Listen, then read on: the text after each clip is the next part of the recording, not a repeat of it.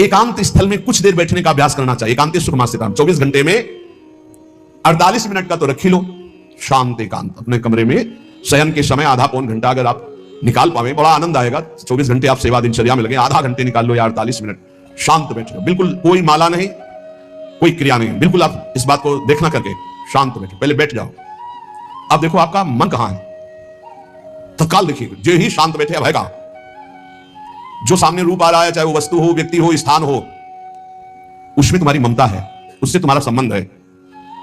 वस्तु, व्यक्ति, स्थान है, प्रभु आ रहे हैं कि संसार का कोई वस्तु, व्यक्ति, स्थान आ रहा है।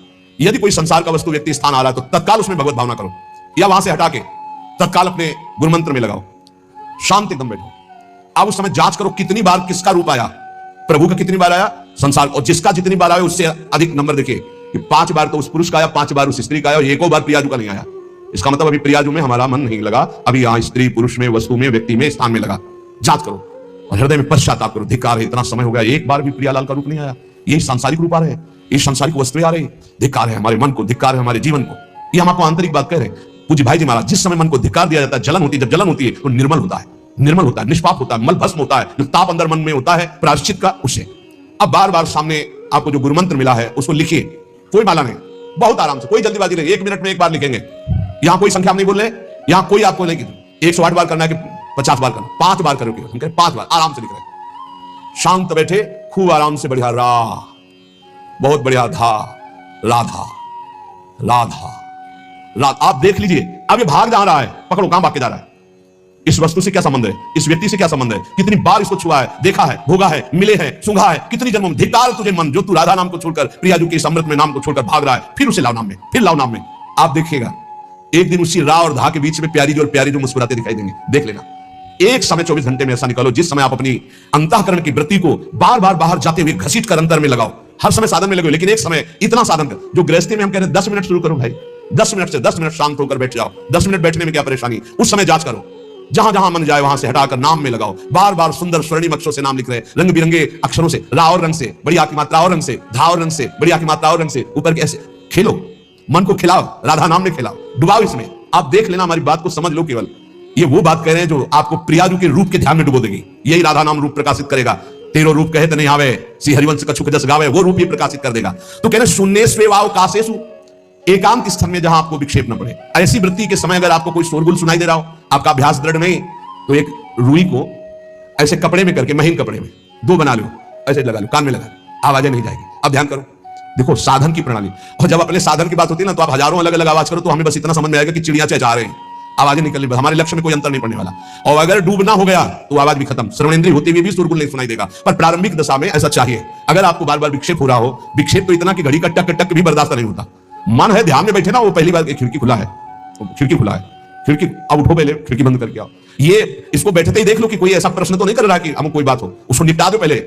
वो बिल्कुल फुर्सत वाला, इसलिए कह रहे सोने जाने के समय कि अब हम शयन करने जा रहे हैं, उस समय आप समय दीजिए। और अगर ये पहले ही बार में कह दे कि अमुक अमुक अमुक, तो तुरंत सुधार दीजिए, पूरे ध्यान में वही चलाएगा। वो बहुत बहुत ही विघ्नकारी रहता है जब तक निर्मल नहीं हो जाता। और जिस समय नाम पकड़ने लगता है, ऐसा आनंद आता है कि केवल रोने का मन करता है। आप इसको करिएगा जरूर, एकांत स्थल पे करिएगा। और जब ये करने करे तो कान में श्रवण होता रहता है शोरगुल। तो ये हमने किया है प्रारंभ में, रुई में ऐसे, और एक महीन कपड़ा का बना के ऊपर कपड़ा से और ऐसे खूब फांस के भर ले, अब आवाज चली जाएगी, अब अंदर राधा राधा राधा आनंद आएगा। ये प्रारंभिक है, आगे चल के इनकी जरूरत नहीं पड़ती अंतर्मुख होने पर। तो एकांत स्थल में जब इस तरह से साधना की जाती है तो उपासक का चित्त भगवदाकार होने लगता है। कह रहे वही सच्चा सन्यासी है। वाग्दंडः कर्मदंडश्च मनोदंडश्च ते त्रयः यस्यैते नियता दंडः स ते दंडी महायतिः। श्री दत्तात्रेय जी महाराज कह रहे हैं वाग्दंड, जिसने वाणी को, वाग्दंड मौन में स्थित कर दिया। वाग्दंड ये प्रपंच की वार्ता नहीं बोलनी, भगवत वार्ता केवल बोलनी। वाणी को दंडित करो, ये बहुत चटर चटर प्रपंच की बातें करती, नाम जपने में इसको थकान लगती है, प्रपंच की बातें करने में नहीं। इसलिए इसको मौन के द्वारा वाणी को शासन में रखो, या तो भगवत चर्चा या मौन।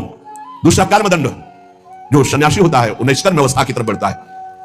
प्रापंचिक कर्मों को करते हुए भगवान नाम स्मरण करके यदि कर्म समर्पण कर दिया जाए तो वही गति प्राप्त होती है। ये तो सर्वाणि कर्माणि मयि सन्न्यस्य मत्पराः, प्रापंचिक कर्म है, व्यापार, नौकरी आदि नाना प्रकार के। लेकिन इन कर्मों को भगवत स्मरण करते हुए किया जाए, भगवत समर्पित कर दिया तो वही गति प्राप्त होती है जो निष्कर्म अवस्था को प्राप्त सन्यासी की होती है। 3 दंड होते हैं, वाग्दंड, और एक होता है कर्मदंड, शरीर को निश्चेष्ट रखना, निष्क्रिय रखना, और मनोदंड, मन को निसंकल्पित रखना, कोई संकल्प न बनना। इससे संन्यास भाव को प्राप्त महापुरुष की अवधूत स्थिति तक पहुंचने का रास्ता है। वादंड, कर्मदंड, मनोदंड, वाणी को मौन के द्वारा, शरीर को निश्चेष्टता के द्वारा निष्कर्म स्थिति के लिए, और मन को निसंकल्पता के द्वारा, कोई संकल्प न बनावे, ऐसा कैसा ऐसा नहीं, जैसा प्रभु जब जाए चाहे जैसा, हमारा कोई संकल्प विकल्प नहीं। वाणी से भगवत चर्चा, शरीर से भागवती कर्म, नहीं तो संसारिक विरत बहुकर्मा, निरत निरंतर सज्जन धर्मा। अब एक परम धर्म की बात का वर्णन कर रहे हैं। गृहस्थ धर्म में जैसे है, या जिनके पास बहुत अर्थव्यवस्था है, उनको चाहिए कि गौ सेवा से बहुत जल्दी शरीर पवित्र होता है, हृदय भी पवित्र होता है, और गोविंद भी प्रसन्न होते हैं। यदि गाय घर में पाली जाए या गौशाला खोली जाए और गौओं की सेवा की जाए, जिनके पास अर्थ है, भाव है, भगवान स्वयं श्री कृष्णचंद्र जी ने गौ सेवा स्वीकार की, गौवें चराई। गौओं की परिक्रमा करने से, जैसे आप प्रभु के बिहारी जी के मंदिर की 4 परिक्रमा करें तो जो फल आपको मिलेगा, वही गाय की 4 परिक्रमा कर ले तो आपको प्राप्त हो जाएगा। गौ की प्रदक्षिणा से, गावः प्रदक्षिणी कार्यावंदनीया ही नित्यशः, जो रोज गाय को प्रणाम करता है और गाय की प्रदक्षिणा करता है तो भगवत प्रदक्षिणा का उसे फल प्राप्त होता है। जहां गौएं विराजमान होती हैं वो बड़ा पवित्र दिव्य तीर्थ स्थल माना जाता है। गौएं जहां विराजमान रहती, गौशाला में भजन करे तो कई गुना बढ़कर के प्राप्त होता है। स्वयं ब्रह्मा जी ने गौओं को दिव्य गुणों से विभूषित बनाया है। गाय के गोबर से जहां लेपा जाता है, वहां जिस देवता का आह्वान करोगे वही देवता का विराजमान हो जाएगा। अपवित्र भूमि में भी यदि गाय के गोबर का लेप कर दिया जाए तो परम पवित्र मानी जाती है। गाय बहुत पवित्र, जहां वो बैठती है, जहां वो मूत्र त्याग करती है, गोबर त्याग करती है, वो स्थान तीर्थ तुल्य पवित्र माना जाता है।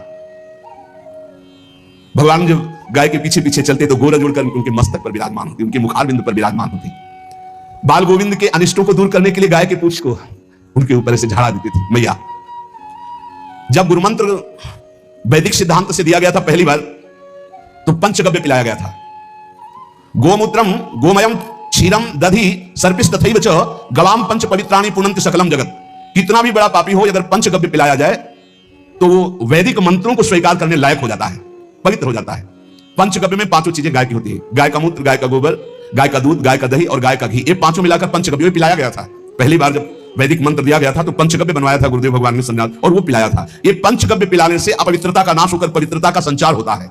इसलिए धन्य है उनका जीवन जो गौ सेवा परायण है, भगवत भाव से गाय में साक्षात भगवान का भाव रखकर गौ सेवा करते हैं। यदि घर में गाय बंधी है और भूखी है और प्यासी है तो तुम्हारे सारे पुण्य नष्ट हो जाएंगे। अगर घर में रजस्वला कन्या बहुत काल तक है और उसका विवाह आप नहीं कर रहे हैं तो आपके सारे सुकृत नष्ट हो जाएंगे। यदि घर में ठाकुर जी विराजमान है, कर का पहनाया हुआ माला सुबह तुमने देख लिया तो तुम्हारे सारे पुण्य नष्ट हो जाएंगे, क्योंकि शयन कराते समय तुमने उतारा नहीं, अर्थात तुम सेवा में प्रमाद करते हो।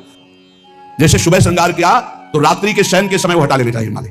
जब हम शयन कराते हैं तो भले पुष्प शैया पे शयन कराएं, पर माला नहीं धारण करें। श्रृंगार का माला अगर दूसरे दिन दर्शन किए क्यों पहने ठाकुर जी, तुम्हारे सुकृत नष्ट हो जाएंगे। गाय बंदी हो घर में, प्यासी है और भूखी है, तुम्हारे सुकृत नष्ट हो जाएंगे। यदि गाय हरी हरी घास चल रही कहीं और तुमने डंडा ऊपर प्रहार किया और लाठी मारी तो तुम्हारे पितर खोपड़ी के बाद नरक जाने के लिए तैयार हो गए, ये लिखा है।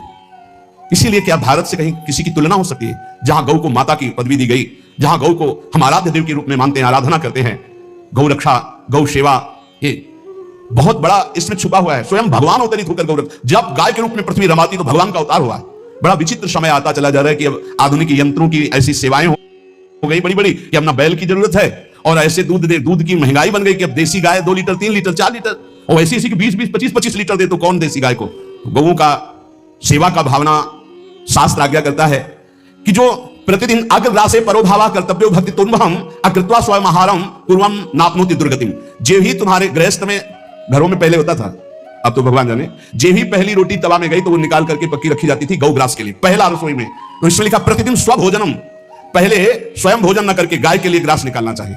तो जिनके पास अर्थव्यवस्था, जो गृहस्थ धर्म में है या जिनके पास अर्थ है, कुछ रोज 1 रुपया निकालो।